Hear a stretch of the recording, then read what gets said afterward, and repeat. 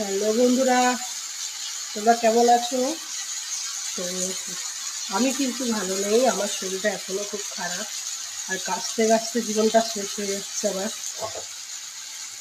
নিশ্চয়ই দেখতে পাচ্ছ আমার চোখ মুখের অবস্থা, কতটা শরীরটা খারাপ। আর এত কাশি হচ্ছে, কাশতে কাশতে বুক টুক সব ব্যথা হয়ে যাচ্ছে।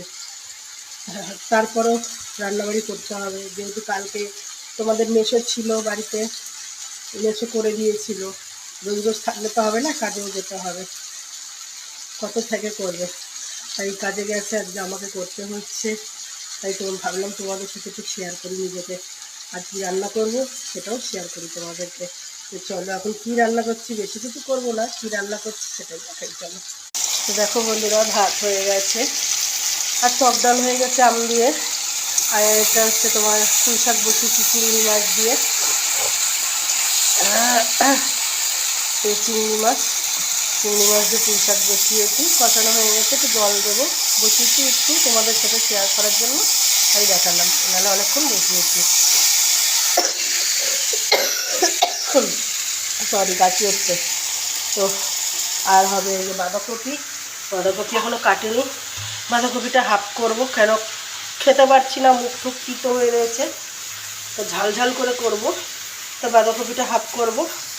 আর পুঁই শাকটা তো করছি, জানি খেতে পারবো না পারবো, তাই ঝাল ঝাল দিয়েছি, যাতে একটু ঝাল ঝাল করে খাবো। তাই পুঁই শাকটা করছি আর এই বাঁধাকপিটা কাটবো। তো তো দেখে নিলে কী করবো।